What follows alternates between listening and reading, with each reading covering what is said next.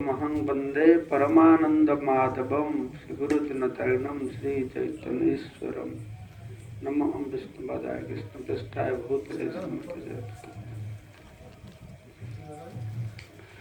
तो गतकाल के আমরা ছোট হরিদাসের কথা শ্রবণ করলাম।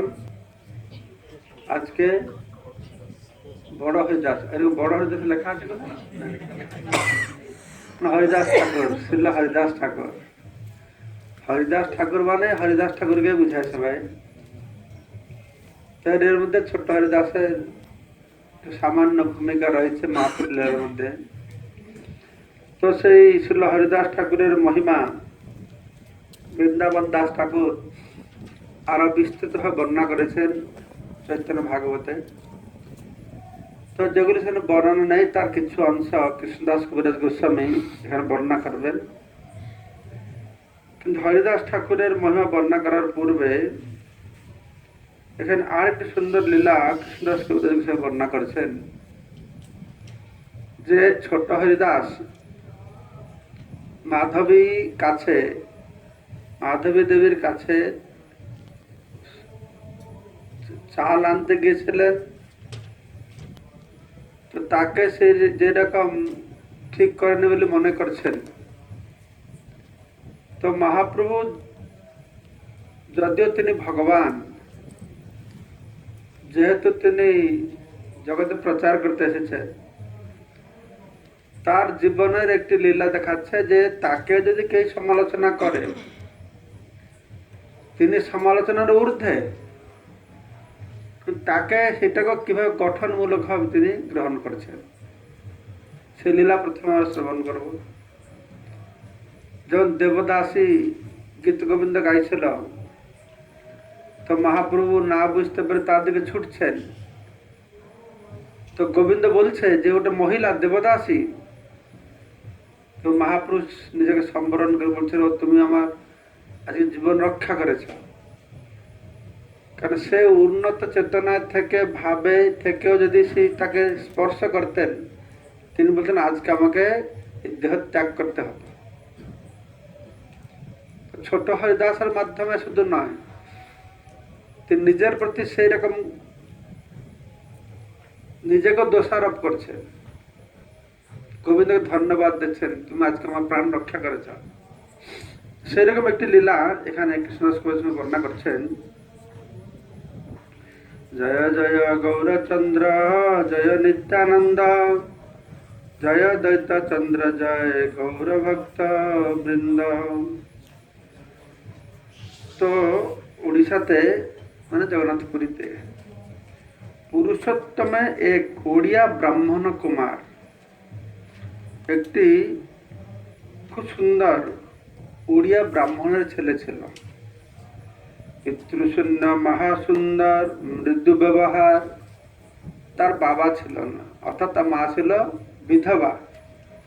দেখতে খুব সুন্দর ছিল, তার ব্যবহার খুব ভালো, মৃদু ব্যবহার ছিল। তো সেই ছেলেটা কি করত না, প্রভু স্থানে নিত্য আইসে মহাপ্রভুর কাছে প্রতিদিন এসে করে নমস্কার, তাকে নমস্কার করত। খুব ভালো ভক্তিভাবাপন্ন ছেলে ছিল। প্রভু সঙ্গে বাত কহে, প্রভু প্রাণ তার। তো মহাপুরুষ সঙ্গে সে কথাবার্তা করত। সে চৈতন্য মহাপুরুষ ছিলেন তার প্রাণস্বরূপ। প্রাণস্বরূপ প্রভুতে তাহার প্রীতি, প্রভু দয়া করে। তো মহাপ্রভু তো সারা জগৎ প্রতি দয়া করছেন। তত সুন্দর বালক, সুশীল, সুন্দর ব্যবহার, প্রভুগত প্রাণ, তো তার প্রতি দয়া করা, তাকে ভালোবাসা খুব স্বাভাবিক। কিন্তু দামোদর তা প্রীতি সহিতে না পারে। তো তার প্রতি মহাপুরুষের দয়া দামোদর পণ্ডিতের সেটা অসহ্য হয়েছিল। বারবার নিষেধ করে হে ব্রাহ্মণ কুমারে, প্রভুরে না দেখিলে সেই রহিতে না পারে। তো বারম্বার সে ব্রাহ্মণ কুমারকে বারণ করছে, কিন্তু সেই ছেলেটি বালকটি প্রভুকে দর্শন না করে থাকতে পারে না, প্রতিদিন আসে মহাপ্রভুকে দর্শন করতে। তার ভগবান মহাপ্রভুর চৈতন্য মহাপ্রভুতে ভক্তির দরুন সে আসছে। আর মহাপ্রভু সারা জগৎকে ভালোবাসেন, জগৎ প্রতি দয়া করতে এসেছেন, তার প্রতি দয়া করছেন। তো এইভাবে যে প্রতিদিন সে আসছে, সে ছেলেটি নিত্য এসে প্রভু তারে করে মহাপ্রীত, যাহা প্রীতি তাহা এসে বালকের ঋত। বাচ্চাদের, ছোট বাচ্চা বালকদের কি, যাকে যে তাকে ভালোবাসে তার কাছে যাবে, তাদের শত্রু মিত্র কোনো জ্ঞান নেই, যেখানে ভালোবাসা পাবে সেখানে যাবে। তো প্রতিদিন সে আসে, আর মহাপ্রভু তাকে খুব গভীর স্নেহ তাই করতেন। কিন্তু এটা দেখে এই দামোদর পণ্ডিতের খুব দুঃখ হয়েছে, ওর দুঃখ হয়েছে। ওর দুঃখ হয়েছে মহাপ্রভুর প্রতি তার চরম ভালোবাসা দরুন। তাহা দেখি দামোদর দুঃখ পায়, মানে সে দুঃখ পাচ্ছে যে মহাপ্রভু এই বিধবার ছেলে, তাকে অত ভালোবাসছেন কেন। দামোদর মহাপ্রভুর প্রতি সন্দেহ নয়, উনি চিন্তা করছেন লোকেরা কি বলবে। বলিতে না পারে বালক নিষেধ না মানে, তা দেখে দামোদর পণ্ডিত অন্তর খুব দুঃখ পাচ্ছেন, কিন্তু তিনি কিছু বলতে পারছেন না, কেননা বালকটা সে নিষেধ মানছে না, বারণ করলো, বারংবার মহাপ্রভু চলে যাচ্ছে। তো আর দিন সেই বালক প্রভু স্থানে আইলা, গোসাই তারে প্রীতি করি বার্তা পুছিলা। তারপরের দিন ওই বালকটি যখন মহাপ্রভুর কাছে এসছেন, তখন মহাপ্রভু তাকে প্রীতি সহকারে তাকে নানা কথা জিজ্ঞাসা করছেন। কতক্ষণে সেই বালক উঠি যাবে গেলাম, তারপরে কিছু কথাবার্তা করে সে বালকটি চলে গেছে। সহিতে না পারে দামোদর কহিতে লাগিলা, আর সহ্য না করতে পারে সে তার ধৃষ্টতা প্রদর্শন করেছে, মহাপ্রভুকে উপদেশ দিতে গিয়েছে, মহাপ্রভুকে একমাত্র সমালোচনা করেছে। সমালোচনা করে না যে মহাপ্রভুর প্রতি কোনো সন্দেহ এসছে, মহাপ্রভুর প্রতি তার দারুণ ভালোবাসার দারুণ। মহাপ্রভুকে কেউ হয়তো ক্রিটিসাইজ করবে, সমালোচনা করবে, সেটা তার সহ্য হবে না। তাই সে মুখ খোলে কি করেছে, মহাপ্রভুকে বলে ফেলেছে, অন্য উপদেশে পণ্ডিত কহে গোসাইর ঠাই, গোসাই এবে জানিব গোসাই। দামোদর পণ্ডিত ধৃষ্টতা পূর্বক বলছেন, অন্যকে তুমি উপদেশ দাও বলে লোকে তোমাকে গোসাই বলে। অন্য উপদেশে পণ্ডিত কহে গোসাইর ঠাই, গোসাই এবে জানিব গোসাই। এখন আমরা সকালে দেখব তুমি কি রকম গোসাই। অর্থাৎ লোকেরা তোমাকে নিন্দা করবে, সমালোচনা করবে। যদিও ভগবানের আর সদ্গুরুর আমাদের কেউ ভুল দেখা উচিত নয়। অনেক সময় ভক্তরা বৈষ্ণবের আচরণ বুঝতে পারে না, তার উদ্দেশ্য বুঝতে পারে না, কি উদ্দেশ্যে গিয়েছে, তখন আমরা বৈষ্ণবদের মধ্যে, গুরুদেবের মধ্যে, এমনকি ভগবানের মধ্যে ভুল থাকতে চেষ্টা করি। সেই জন্য মহাপ্রভু বলেছেন যে নিত্যানন্দ প্রভু যদি মদ্যপের বাড়িতে যায়, বেশ্যাতে যায়, তাহলেও সে শ্রেষ্ঠ। কারণ কি উদ্দেশ্যে গেছে কে জানে। সে কি বেশ্যা বাড়িতে, মদ্যপের বাড়িতে যে মদ পান করতে হয়, তাদেরকে উদ্ধার করার ক্ষমতা তার মধ্যে আছে। যদ্যাপি হয় নিত্যানন্দ সুরাবাড়ি যায়, তথাপিও হয় সেই শ্রী নিত্যানন্দ রায়।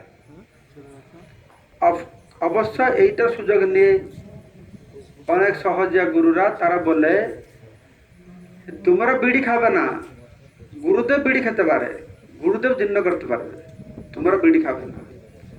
তোমরা মাছ খাবে না, গুরুদেব মাছ খেতে পারে, গুরুদেব সহ্য করতে পারবে। তো ওরা আরেকটা এক্সট্রিমে চলে যায়।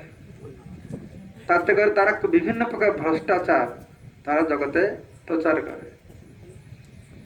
সেখানে মহাপ্রভুকে যখন এইরকম এসে বলছে, এবে গোসাইয়ের গুণযশ সর্বলোকে গাইবে, তবে গোসাইয়ের প্রতিষ্ঠা পুরুষোত্তমে হইবে। তুমি গোসাই আচার্য নামে পরিচিত। কে বলছে? দামোদর বলছে, মহাপ্রভুকে বলছে তুমি গোসাই। আর কিন্তু এখন সকলে তোমার কার্যকলাপ মহিমা কীর্তন করবে। তুমি বিধবা রান্ডি ছেলের সঙ্গে এরকম ভালোবাসা করছো। তবে গোসাইয়ের প্রতিষ্ঠা পুরুষোত্তম হইবে। তখন পুরুষোত্তমে অর্থাৎ পুরীতে তুমি কিরকম প্রতিষ্ঠা অর্জন করবে, তোমার কিরকম প্রতিষ্ঠা হবে। এইটা দামোদর পণ্ডিত ভগবান প্রতি অসূয়াগ্রস্ত হয়ে বলে না, সমালোচনা করে বলছে না, তার প্রতি তার শুদ্ধ স্নেহ ভালোবাসা। কেউ কিছু বললে অনুগত ভক্তরা সহ্য হবে না, সেজন্য কখন কখন তারা সেই রকম পরিস্থিতির সম্মুখীন হয়, তারা বলতে সাহায্য করে। শুনি মহাপ্রভু কহে ক্যা কহ দামোদর। মহাপ্রভু জিজ্ঞেস করে, দামোদর কি বলছো তুমি? দামোদর কহে তুমি স্বতন্ত্র ঈশ্বর। আমি আর কি বলবো, তুমি তো স্বতন্ত্র ঈশ্বর। স্বচ্ছন্দে আচর কর, কে বলতে পারে তুমি স্বচ্ছন্দে তোমার আচরণ করবে? তোমাকে কে বলার সাহস করতে পারে? তোমাকে কেউ বলতে সাহস করে না, কিন্তু মুখর জগতের মুখ পার কি আচ্ছাদিতে। তবুও এই জগৎ হচ্ছে অত্যন্ত মুখর, লোকেরা নানা কথা বলে, তুমি কি তাদের মুখ বন্ধ করতে পারবে?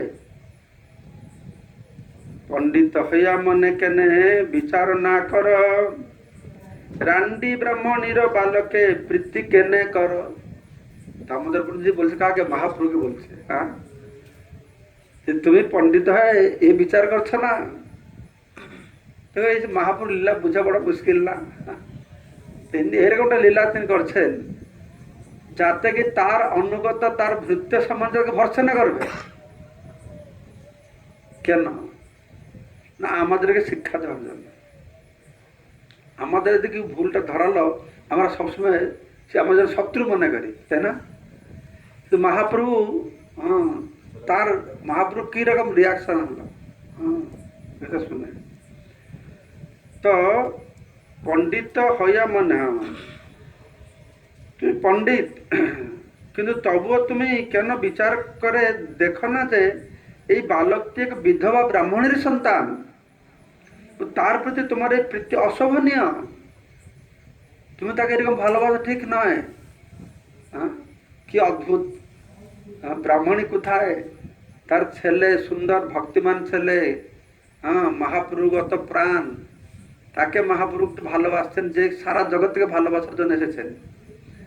কিন্তু সামাজিক দৃষ্টিভঙ্গিতে এটা ভালো নয় বলে তার ভৃত্যের সমান তার পরম ভক্ত পণ্ডিত দামোদর পণ্ডিত তাকে সংশোধন করতে সাহস করেছেন।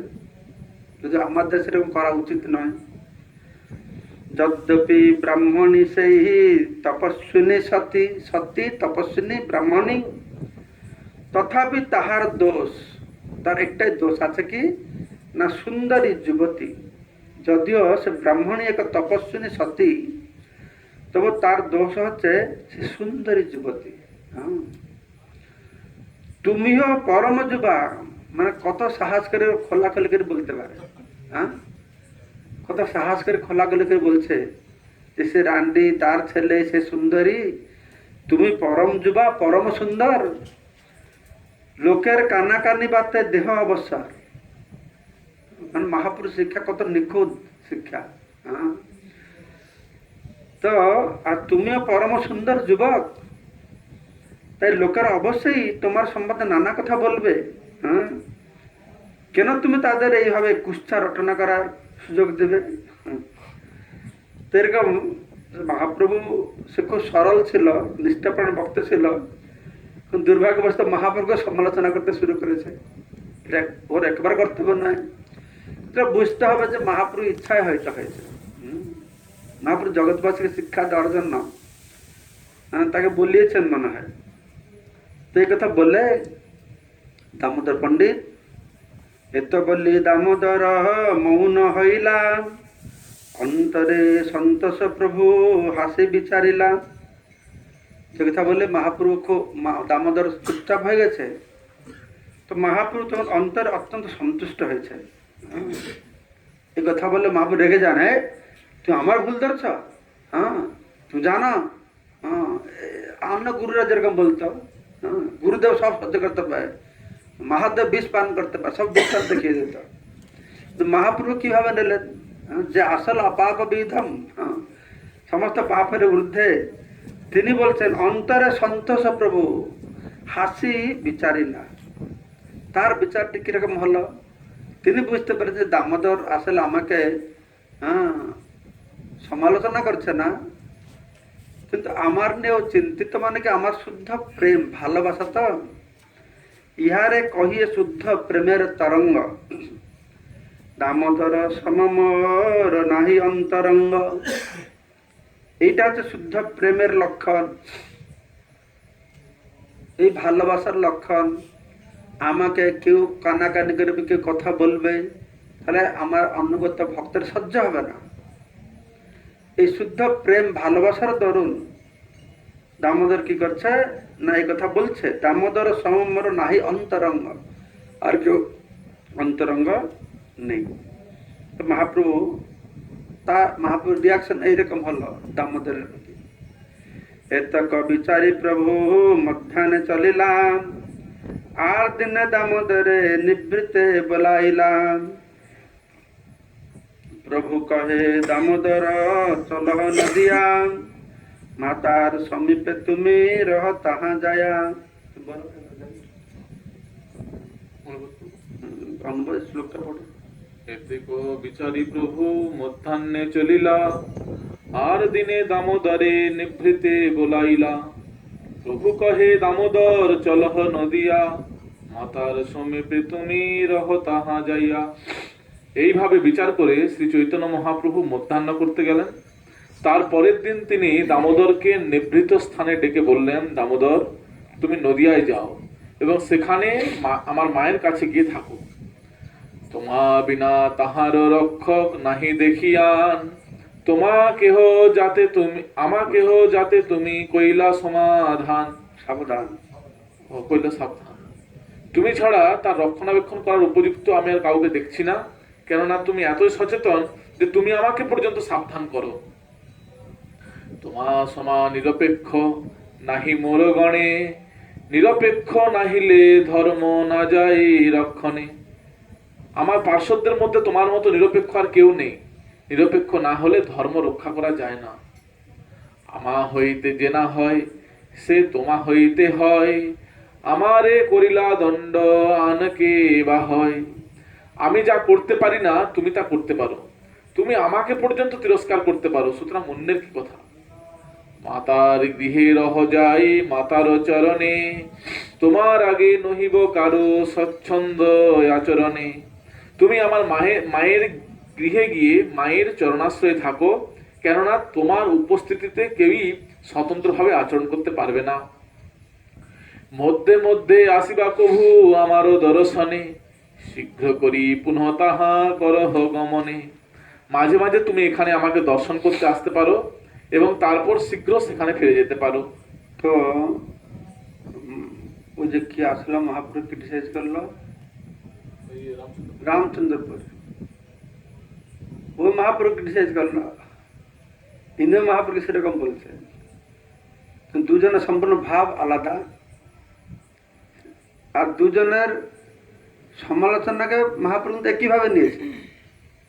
এর সমালোচনাকে যেভাবে নিয়েছেন তার সমালোচনাকে সেভাবে নিয়েছেন, কিন্তু যদি মহাপ্রভু দুজনের সমালোচনাকে গঠনমূলকভাবে গ্রহণ করেছেন, কিন্তু সমালোচক যারা তারা দুজন সম্পূর্ণ আলাদা। রামচন্দ্রপুরী সমালোচক, তার ভাব, আর এখানে দামোদর পণ্ডিত সমালোচক, তার ভাব আকাশ পাতাল অন্তর। দুজনের অনেক পার্থক্য থাকলেও মহাপ্রভু যখন রামচন্দ্রপুরী সমালোচনা করছে, সব ভক্তরা খুব রেগে গেছে। তারপরে কিন্তু মহাপ্রভু জানা আছে তো আমার ভালোর জন্য করছে, আমাদের সন্ন্যাসী আমাদের বলা উচিত, আমাদের রক্ষা করছে। সবসময় মহাপ্রভু কেউ তাকে ভালোবেসে যদি তার ক্রিটিসাইজ করে, সমালোচনা করে, আর সমালোচনা করার একটা স্বভাব বশবর্তী হয়, খারাপভাবে তার সমালোচনা করে, কিন্তু মহাপ্রভু দুটোকেই খুব গঠনমূলকভাবে গ্রহণ করেছেন।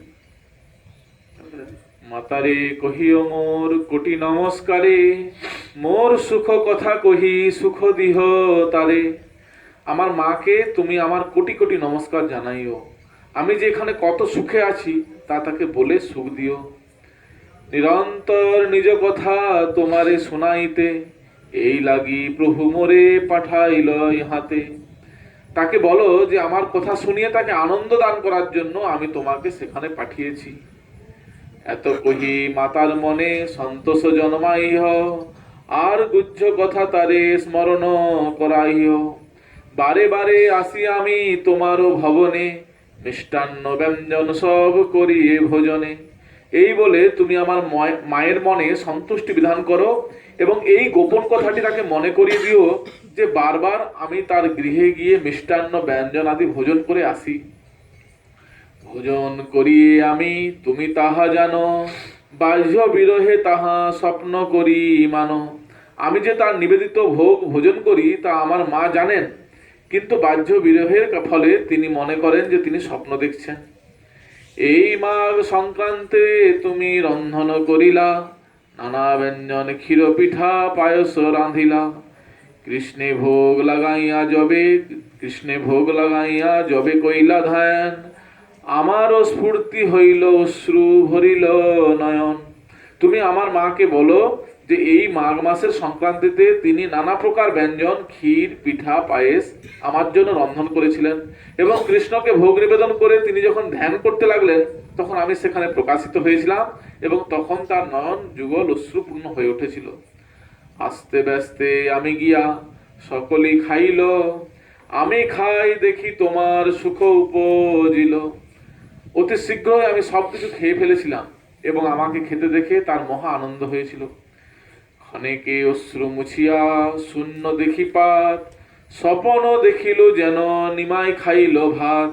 তখন চোখের জল মুছে তিনি দেখলেন যে পাত শূন্য। তখন তিনি মনে করেছিলেন যেন স্বপ্নে তিনি দেখলেন যে নিমাই এসে সবকিছু খেয়ে গেছে।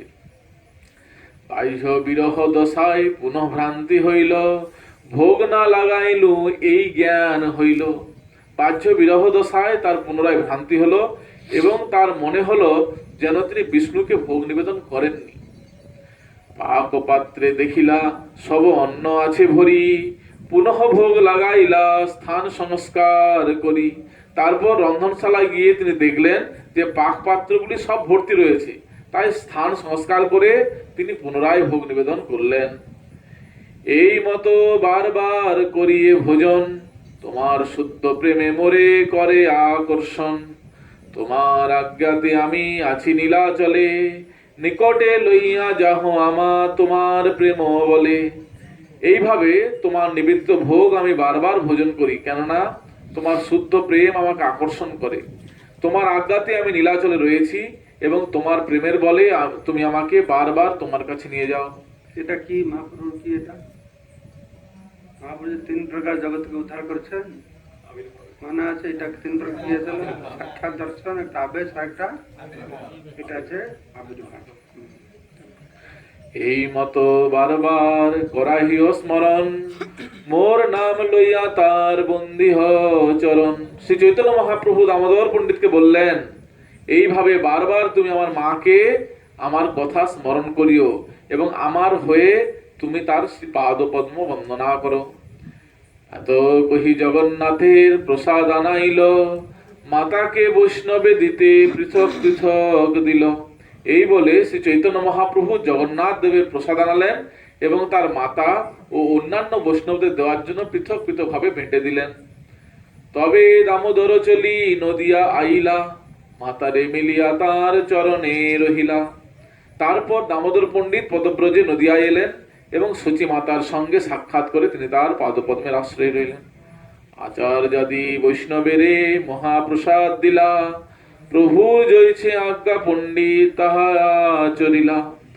অদ্বৈত আচার্য প্রমুখ সমস্ত বৈষ্ণবদের তিনি শ্রী জগন্নাথ দেবের মহাপ্রসাদ দিলেন এবং শ্রী চৈতন্য মহাপ্রভুর আজ্ঞা অনুসারে তিনি আচরণ করলেন। দামোদর আগে স্বাতন্ত্র না হয় কাহার, তার ভয়ে সবে করে সংকোচ ব্যবহার। সকলেই জানতেন যে দামোদর পণ্ডিত ছিলেন অত্যন্ত কঠোর নীতিপরায়ণ, তাই তার ভয়ে সকলে খুব সাবধানে আচরণ করতেন এবং তার সামনে কেউই স্বতন্ত্রভাবে আচরণ করতে সাহস পেতেন না। সবাই জেনে ফেলেছে এটা, যে মহাপুরুকে যে শাসন করে এসেছে, আমরা যে ভুলভাল করে তো মুখে মুখে বলবে, এই জন্য ভয়তেই সে আগে থেকেই সব সাবধান হয়ে থাকতো। প্রভু গণে যারে দেখে অল্প মর্যাদা লঙ্ঘন, বাক্যদণ্ড করি করে মর্যাদা স্থাপন। শ্রী চৈতন্য মহাপ্রভুর কোনো ভক্তকে স্বল্প মর্যাদা লঙ্ঘন করতে দেখলেও দামোদর পণ্ডিত তাকে বাক্যদণ্ড দান করে মর্যাদা স্থাপন করতেন। এই তো কহিল দামোদরের বাক্যদণ্ড, যাহার শ্রবণে ভাগে অজ্ঞান পাষণ্ড। এইভাবে আমি দামোদর পণ্ডিতের বাক্যদণ্ডের কথা বর্ণনা করলাম, যা শ্রবণ করার ফলে জীবের জ্ঞান এবং ভগবত বৈমুখ্য তৎক্ষণাৎ বিদূরিত হয়। চৈতন্যের লীলা গম্ভীর কোটি সমুদ্র হইতে, কি লাগি কি করে কেহ না পারে বুঝিতে। এটা কি হলো? যার শ্রবণ করার ফলে জীবের জ্ঞান বিদূরিত হয়, অজ্ঞান জীবের জ্ঞান এবং ভগবত অজ্ঞান হবে নাকি? অজ্ঞান হবে। অজ্ঞান ও ভগবত বৈমুখ্য মনে হয়। Printing mistake। চৈতন্যের লীলা গম্ভীর কোটি সমুদ্র হইতে, কি লাগি কি করে কেহ না পারে বুঝিতে। শ্রী চৈতন্য মহাপ্রভু লীলা কোটি কোটি সমুদ্র থেকেও গভীর, তাই তার নিগুড় অর্থ কেউই বুঝতে পারে না। অতএব গুড় অর্থ কিছুই না জানি, বাহ্য অর্থ করিবারে করি টানা টানি। শ্রী চৈতন্য মহাপ্রভুর লীলার গুরু অর্থ আমি কিছুই জানি না, কেবল তার বাহ্য অর্থ করার জন্য আমি যথাসাধ্য চেষ্টা করি। একদিন প্রভু হরি দাসের মিলিলা, তাহা লইয়া গোষ্ঠী করি তাহারে পুছিলা। হরিদাস কলিকালে যবনয় অপার, গো ব্রাহ্মণে হিংসা করে মহাদুরাচার। একদিন যথারীতি শ্রী চৈতন্য মহাপ্রভু হরিদাস ঠাকুরের সঙ্গে সাক্ষাৎ করলেন এবং তার সঙ্গে আলোচনা করতে করতে তিনি তাকে জিজ্ঞাসা করলেন, হরিদাস, কলিকালে অধিকাংশ মানুষই বৈদিক সংস্কৃতি বিমুখ যবন, গাভী এবং ব্রাহ্মণের হিংসা করায় তাদের স্বভাব এবং তারা অত্যন্ত দুরাচারী। ইহা সবার কোন মতে হইবে নিস্তার, তাহার হেতু না দেখিয়ে এ দুঃখ অপার। কিভাবে যে যবনরা উদ্ধার পাবে তা আমি ভেবে পাই না এবং তাই আমি গভীর দুঃখ অনুভব করি। তো মহাপ্রভু তিনি তো এসেছেন সবাইকে উদ্ধার করার জন্য। আপামর বিততারম গৌর কৃষ্ণ জনভ্য তমহং প্রপদ্যে। আপামর সবাইকে। তো মহাপ্রভুর চিন্তা, কলিযুগে তো এটা খুব স্বাভাবিক হবে, অধিকাংশ লোকের যবন হবে। তো এখন যবন বলে কোনো জাতি নেই। যারাই বৈদিক সংস্কৃতির বিরুদ্ধে তাদেরকে বলা হয় যবন। এই ধরনের যবন আর কি করে না, ভারতবর্ষে থাকতে পারে, ভারতের বাইরেও থাকতে পারে। তো তারা এই গাভী গো হত্যা করবে, আর ভগবানের বিরুদ্ধে যাবে, কারণ ভগবান আছে নম ব্রাহ্মণ দেবায় গো ব্রাহ্মণ হিতায় চ। তারাই ভগবানকে খণ্ডন করবে, তো তারাই হচ্ছে যবন। তো তারা কিভাবে উদ্ধার পাবে? যারা হরিনাম করছে তাদের উদ্ধার পাচ্ছে, তো যবন তারা কি উদ্ধার পাবে? ইহা সবার কোন মতে হইবে নিস্তার, তাহার হেতু না দেখিয়ে দুঃখ, এই দুঃখ অপার। মহাপ্রভু বলছেন এ থেকে কোনো উপায় আমি দেখছি না। আমি তো আসলাম সবাইকে নাম করিয়ে উদ্ধার করব, যবন যারা ভগবানকে মানে না, বরঞ্চ গো ব্রাহ্মণে হিংসা করে, মহা দুরাচার, তাদের কিরকম উদ্ধার হবে? হরিদাস ঠাকুর সুন্দর সমাধান দিচ্ছেন। বলছেন, হরিদাস কহে প্রভু চিন্তা না করিও। আপনি সেটা নিয়ে চিন্তা করবে না। যবনের সংসার দেখি দুঃখ না ভাবিও। সারা জগৎ যে যবনময় হয়ে যাচ্ছে, তাদের দুঃখ করার কোনো কারণে আপনি যদি উদ্বিগ্ন হবে না। হরিদাস ঠাকুর এই উক্তি শ্রী চৈতন্য মহাপ্রভুর সেবায় সর্বান্তকরণে যুক্ত হয়েছেন যে ভক্ত, তার উপযুক্ত। যে মহাপ্রভু ভক্ত তার জন্য যথার্থ। অধবত্ত জীবের দুর্দশা দর্শন করে মহাপ্রভু যখন দুঃখিত হচ্ছেন, তো তাকে সান্ত্বনা দিয়ে ভক্ত বলছেন, প্রভু আপনি উদ্বিগ্ন হবে না। তো এইটাই হচ্ছে আদর্শ সেবার ভাব, যে মহাপ্রভুর চিন্তার বোঝা হরিদাস ঠাকুর নিয়েছেন। তো গুরু মহারাজ বলছেন এইটা ওদের পরম্পরার কাজ, এটাই শিষ্যের কাজ। মহাপ্রভু সারা জগতের বোঝা নিলেন, তো মহাপ্রভু বোঝাটাকে তারপরে আমাদের গোস্বামীরা আচার্যরা সে বোঝা গ্রহণ করলেন। তো সেই জগতে উদ্ধার বোঝাটা গুরু পরাঙ্গমে ছিল ভক্তিচাঁদ সরস্বতী ঠাকুর প্রভুপাদ পর্যন্ত আসলো। তো ছিল ভক্তিচাঁদ সরস্বতী ঠাকুর প্রভুপাদ কাছ থেকে ছিল প্রভুপাদ সে বোঝা গ্রহণ করলেন। তো গুরু মহারাজ বলছিলেন যে প্রভুপাদ থেকে আমরা সে বোঝা গ্রহণ করেছি, তো তোমাদের কর্তব্য আমাদের মাথা হালকা করে এই বোঝা তোমাদের গ্রহণ করা। যথার্থ যে অনুগামী সে সবসময় কি করবে না, সে যার অনুগত তার যে চিন্তা, ওই চিন্তার সমাধান কথা চিন্তা করবে। সেজন্য হরিদাস ঠাকুর মহাপ্রভুকে যে সান্ত্বনা দিয়ে বলছেন আপনি উদ্বিগ্ন হবে না। তো যবন সকলের মুক্তি হবে অনায়াসে, কোনো চিন্তা নাই। কলিকালে যবনেরা উদ্ধার পাবে। কিরকম না, হারাম হারাম বলে কহে নামা ভাষা। তারা হারাম হারাম হারাম হারাম বলে নাকি? কখন হারাম বলে? শুক্র দেখলে হারাম বলে। মহাপ্রেমে ভক্ত কহে হারাম হারাম। খুব প্রেম আসলে ভক্তরা বলে হারাম হারাম। ভগবানকে খুঁজে যবনের ভাগ্য দেখো, লয়ে সেই নাম, যবনের সেই নাম নেছে। তো ব্যাপারটা হচ্ছে নামের সে প্রভাব আছে। যদি এটা ছোট শিশু, সে না জানে আগুনে হাত ঢুকাবে, আগুন বুঝবে না, এই তো আমার প্রভাব জানে না, এক হাত পড়বে না, হবে না, সে আগুন পড়বেই।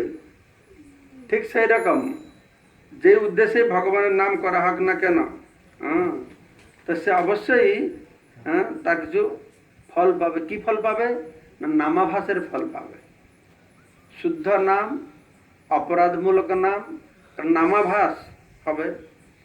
সেখানে বলা হচ্ছে যে শুদ্ধ ভক্ত মহাপ্রেমে উচ্ছ্বসিত হয় হারাম হারাম বলে।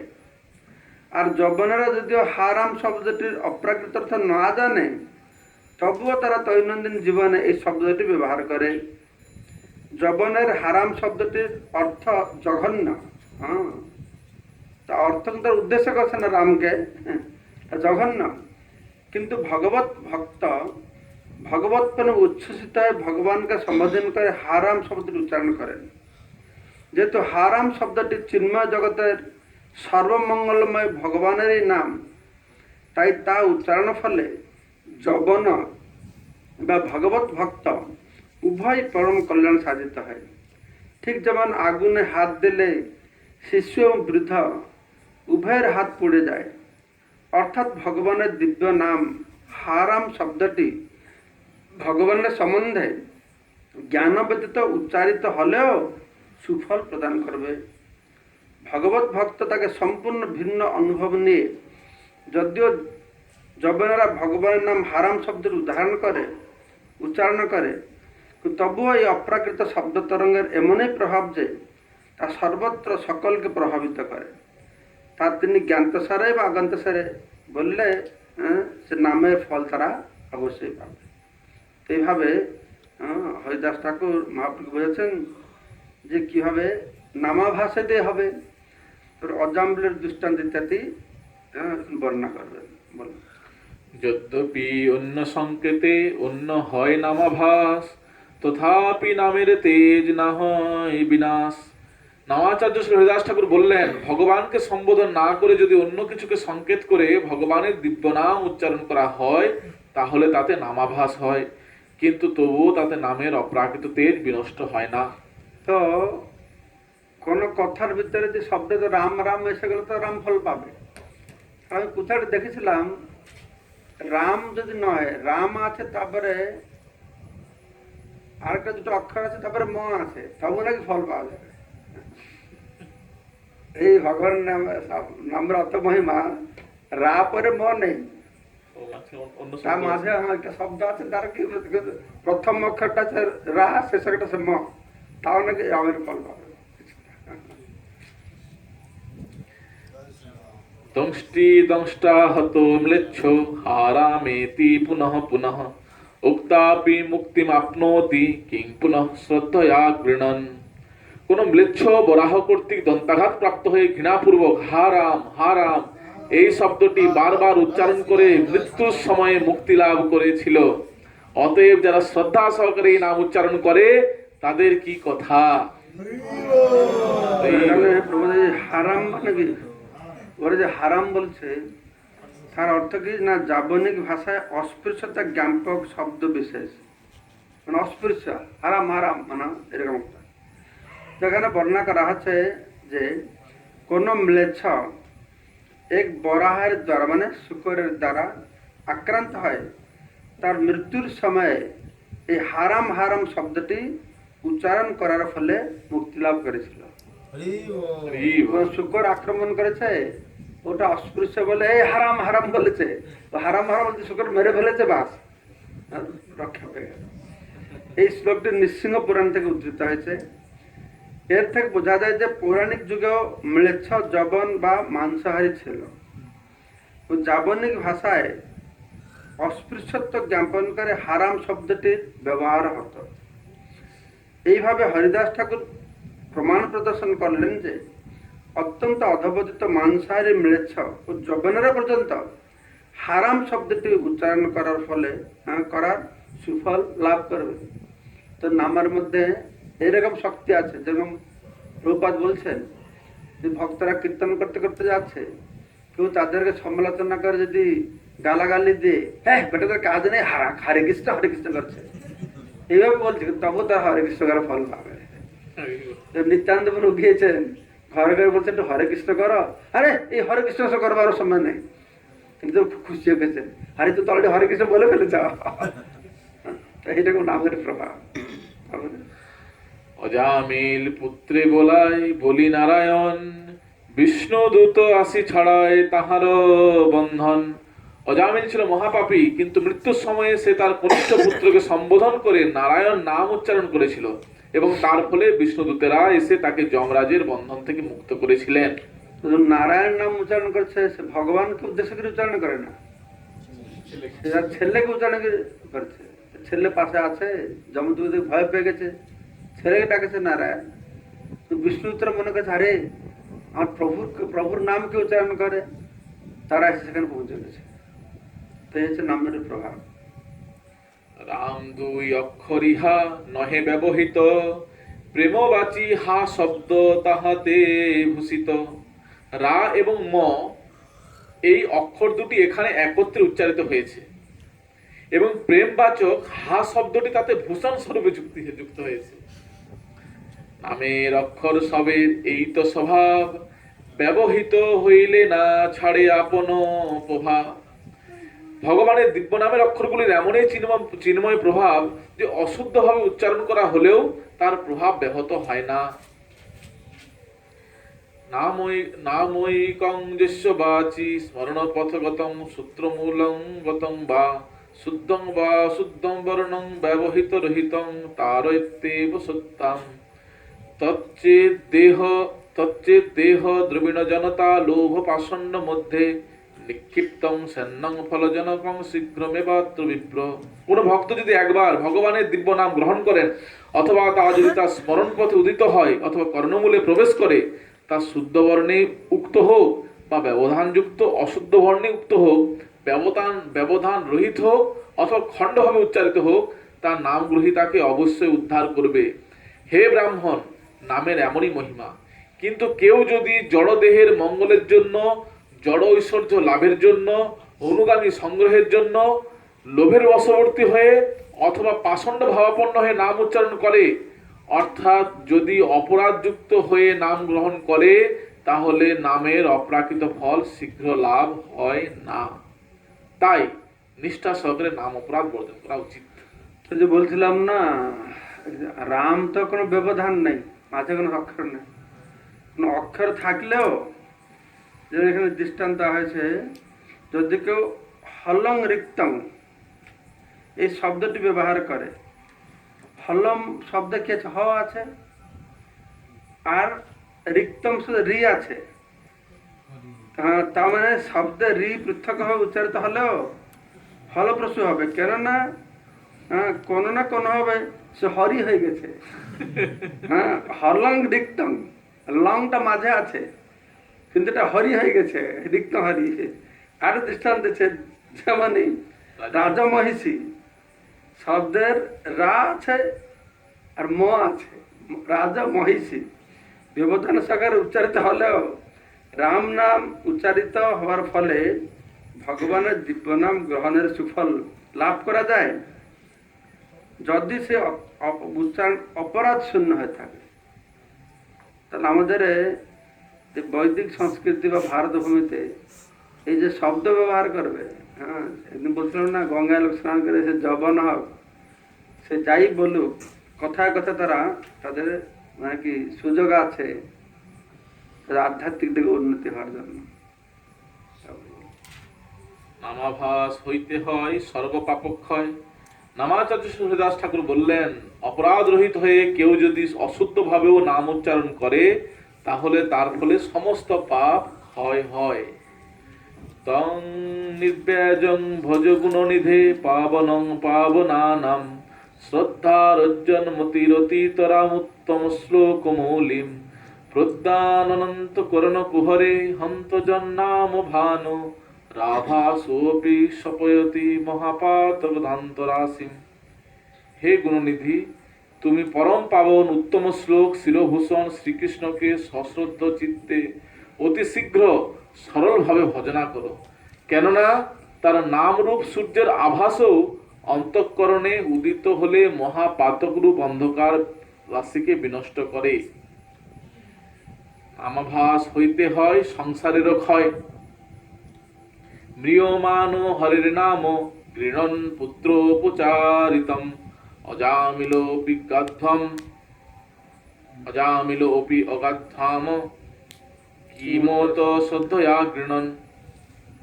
মুমূর্ষু অজামিল তার পুত্রকে সম্বোধন করে নারায়ণ নাম উচ্চারণ করার ফলে যখন বৈকুণ্ঠ ধামে গমন করেছিল, তখন শ্রদ্ধা সহকারে নাম গ্রহণ করলে যে কি হয় তা বলা যায় না। তো এখানে কৃষ্ণদাস কবিরাজ গোস্বামী নামাভাস হইতে হয় সর্বপাপক্ষয়, তার একটা এখানে শ্লোক উদ্ধৃত করলেন, ভক্তি সন্ত করেছে। নামাভাস হইতে সংসার ক্ষয়, তার সে সংসার ক্ষয় হয়, সেখানে নামাভাসেই সে বৈকুণ্ঠ লাভ করলো। নামাভাসটা মোক্ষ পর্যন্ত প্রদান করতে পারবে। তাহলে সেটা শুদ্ধ নাম হলে কি করবে? নাম অপরাধ হয়ে নাম করলে কি হবে? নাম অপরাধ,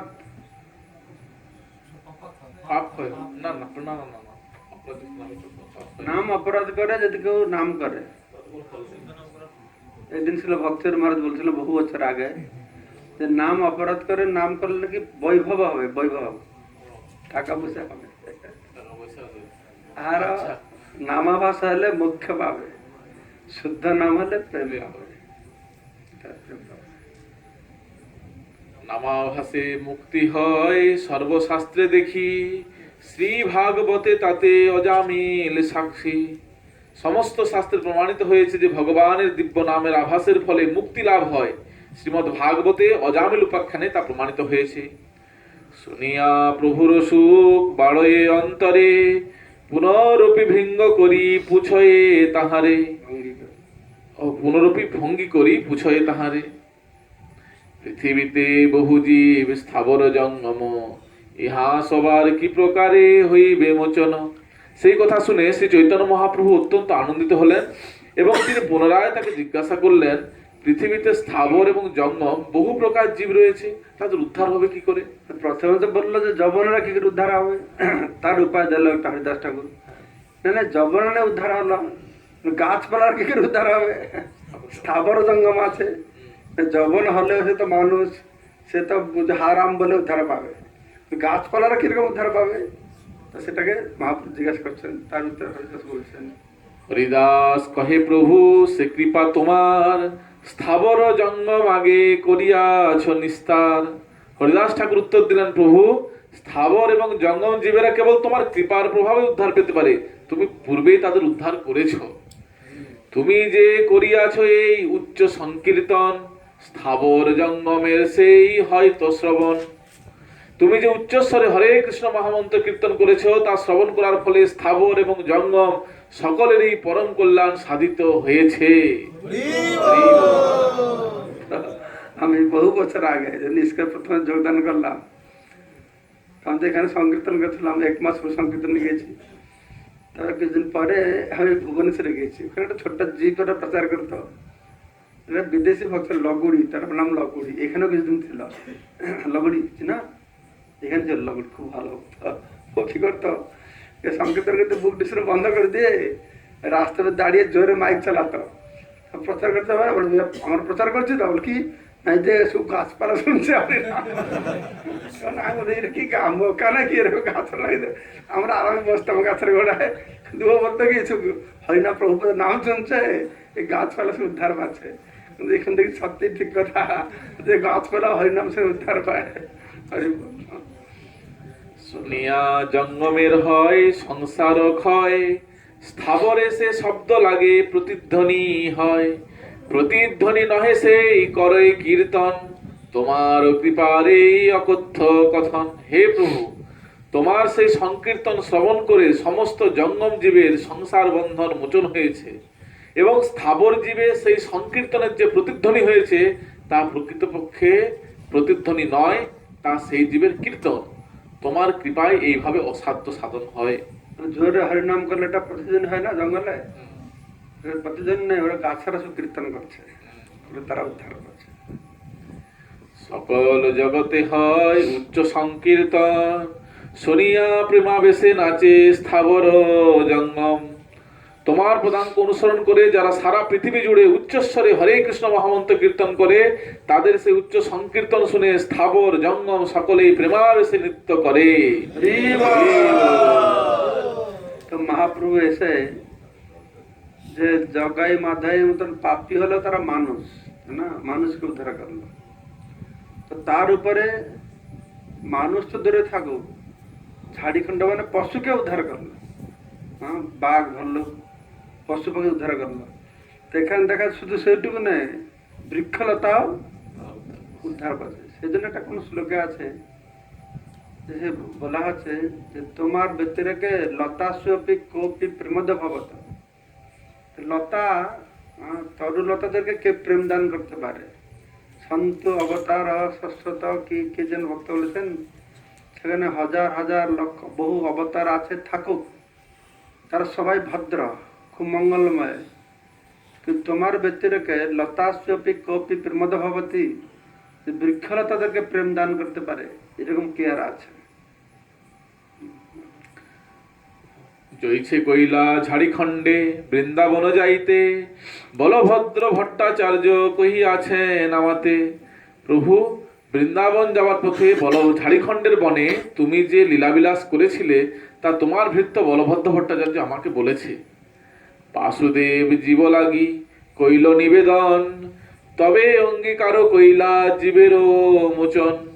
তোমার ভক্ত বাসুদেব দত্ত যখন জীবের উদ্ধারের জন্য তোমার শ্রী পাদ পদ্মে মিনতি নিবেদন করেছিল, তখন তুমি প্রতিজ্ঞা করেছিলে যে তুমি সমস্ত জীবেদের উদ্ধার করবে।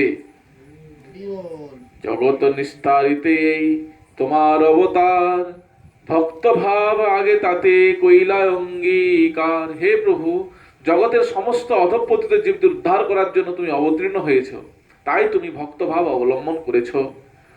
উচ্চ সংকীর্তন তাতে করিলা প্রচার, স্থিরচর জীবের সব খণ্ডাইলা সংসার। তুমি উচ্চস্বরে হরে কৃষ্ণ মহামন্ত্র কীর্তন করার পন্থা প্রচার করেছ, এবং তার ফলে স্থাবর জঙ্গম সমস্ত জীবের ভববন্ধন মোচন করেছ।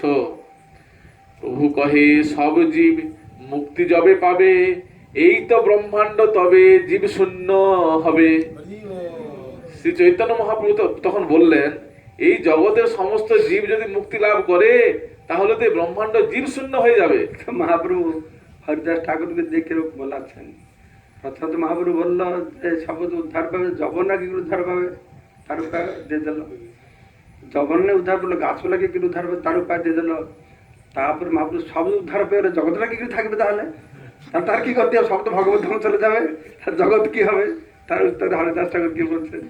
হরিদাস বলে তোমার যাবৎ মর্তে স্থিতি তাবৎ স্থাবর জঙ্গম সর্বজীব জাতি সব মুক্ত করি তুমি বৈকুণ্ঠে পাঠাইবা সূক্ষ্ম জীবে পুনঃ কর্মে উদ্বুদ্ধ করিবা সেই জীব হবে ইহা স্থাবর জঙ্গম তাহাতে ভরিবে ব্রহ্মাণ্ড যেন পূর্ব সম। হরিদাস ঠাকুর বললেন, প্রভু তুমি যতদিন এই মর্তলোকে থাকবে ততদিন তুমি স্থাবর এবং জঙ্গম সমস্ত জীবদের ভববন্ধন মোচন করে বৈকুণ্ঠে পাঠাবে। তারপর সূক্ষ্ম জীবেদের পুনরায় কর্মে উদ্বুদ্ধ করবে। সেই সমস্ত জীবেরা এই জগতে স্থাবর এবং জঙ্গম দেহ প্রাপ্ত হয়ে পূর্বের মতো এই ব্রহ্মাণ্ডকে পূর্ণ করবে। হরিদাস ঠাকুর বলছেন, যারা মনুষ্য জন্ম পেয়েছে, যারা যৌবন হয়েছে, যারা বৃক্ষলতা শরীর পেয়েছে, তারা তো চলে যাবে, চলে গেলে কোনো অভাব নেই। কিন্তু আরো যারা সূক্ষ্মদের রয়েছে, তার শরীর পায় না পর্যন্ত, মহাপুরুষ সেটা বাদ পড়ে গেল। মানে মহাপুরুষ জিজ্ঞাসা করতে, যারা সূক্ষ্ম দেহ আছে তারা কি কিন্তু উদ্ধার পাবে? এটা বলেননি। বলছে যারা সূক্ষ্মদের তারাও এই স্থূল শরীর পাবে, তা আবার গাছপালা পশু পাখি এইসব জন্ম লাভ করবে, সংসারটা এরকম ভরে যাবে। তিনি বলছেন যে আপনি যখন আছেন সবাই বৈকুণ্ঠে ভগবত ধামে চলে যাবে। তার দৃষ্টান্ত দিচ্ছেন, পূর্বে যেন রঘুনাথ সব অযোধ্যা লইয়া বৈকুণ্ঠকে গেলা অন্য জীবে অযোধ্যা হইয়া। রামচন্দ্র নাকি যখন চলে গেছেন, সব অযোধ্যাবাসীদেরকে নিয়ে সরজু নদীতে প্রবেশ করেছেন, আর সেখান থেকে সব অযোধ্যা চলে গেছেন।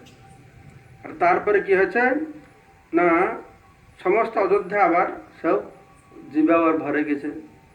আর কোথায় এই প্রসঙ্গে না কোথায় একটা মহাপুরুষ বলছেন, ও যে কি হবে, বলছেন না তো অনন্ত ব্রহ্মাণ্ড রয়েছে, যে একটা ব্রহ্মাণ্ড চলে গেল আর কি আছে,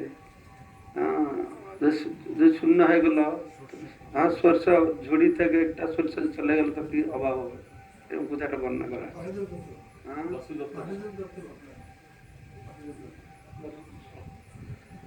হ্যাঁ, অবতরী তুমি ওইছে পাতিয়াছ হাট কেহ না বুঝিতে পারে তোমার গূঢ় নাট।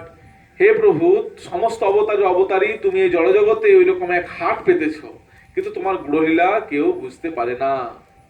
পূর্বে যেন ব্রজে কৃষ্ণ করি অবতার সকল ব্রহ্মাণ্ড জীবের খণ্ডাইলা সংসার।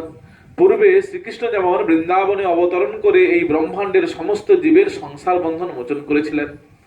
না চৈবং বিস্ময় কার্য ভবতা ভগবত্যজে যোগেশ্বরেশ্বরে কৃষ্ণে যত এতদ বিমুচ্যতে। জন্মরহিত যোগেশ্বরেশ্বর শ্রীকৃষ্ণ স্থাবর এবং জঙ্গম সমস্ত জীবকে উদ্ধার করেন, তার কার্যকলাপে বিস্মিত হবার কোনো কারণ নেই। অয়ং হি ভগবান দৃষ্ট কীর্তিত সংস্মৃতশ্চ স্মৃতশ্চ দেশানুবন্ধেনাপ্যখিল সুরাদি দুর্লভং ফলং প্রযচ্ছতি কিমুত সম্যক ভক্তি মতামিতি। যারা বিদ্বেষ ভাবাপন্ন হয়েও পরমেশ্বর ভগবানকে দর্শন করে, মহিমা কীর্তন করে অথবা স্মরণ করে, তারাও যখন সমস্ত সুর এবং অসুরদেরও দুর্লভ ফল লাভ করেন, তখন যারা সর্বতভাবে ভগবানের প্রেমময়ী সেবায় যুক্ত হয়েছেন তাদের সম্বন্ধে আর কি কথা বলার আছে। তো এইছে তুমি নবদ্বীপে করি অবতার সকল ব্রহ্মাণ্ড জীবের করিলা নিস্তার। তেমনি তুমি নবদ্বীপে অবতীর্ণ হয়ে ব্রহ্মাণ্ডের সমস্ত জীবদের উদ্ধার করেছ। যে কহে চৈতন্য মহিমা মোর গোচর হয়, সে জানুক মোর পুনঃ এই তো নিশ্চয়। তোমার যে লীলা মহা অমৃতেরও সিন্ধু, মোর মনোগোচর নহে তারও এক বিন্দু। কেউ যদি বলে যে সে শ্রী চৈতন্য মহাপ্রভুর মহিমা হৃদয়ঙ্গম করতে পেরেছে, সে যা বলে বলুক, কিন্তু আমি নিশ্চিন্ত ভাবে জানি যে তোমার লীলা মহা অমৃতের সিন্ধু সদৃশ, এবং তার এক বিন্দুও আমার মনের গোচর নয়। এত শুনি প্রভুর মনে চমৎকার হইল, মোর গূঢ় লীলা হরি দাস কেমনে জানিল। তা শুনে শ্রী চৈতন্য মহাপ্রভু অন্তরে অত্যন্ত চমৎকৃত হলেন। তিনি বললেন, আমার গুড়লীলা হরিদাস জানলো কিভাবে? মনের সন্তোষে তারে কইলায় আলিঙ্গন, বাহ্যে প্রকাশিতে সব করিলা বর্জন। অত্যন্ত আনন্দিত হয়ে শ্রী চৈতন্য মহাপ্রভু হরিদাস ঠাকুরকে আলিঙ্গন করলেন এবং তাকে সেই তত্ত্ব বাহিরে প্রকাশ করতে নিষেধ করলেন। ঈশ্বর স্বভাব ঐশ্বর্য চাহে আচ্ছাদিতে, ভক্ত ঠাঁই লুকাইতে নারে হয়তো বিদিতে।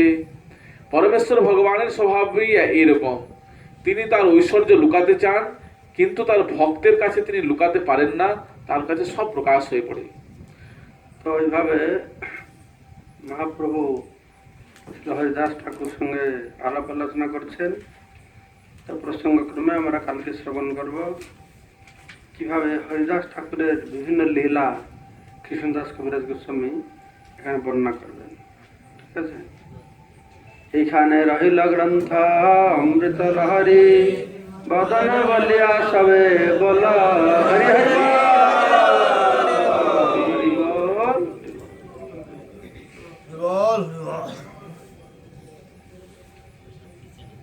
সুন্দর মহাপুর লীলা ধারাবাহিকভাবে শ্রবণ করলে আরো ভালো সুন্দর লাগে।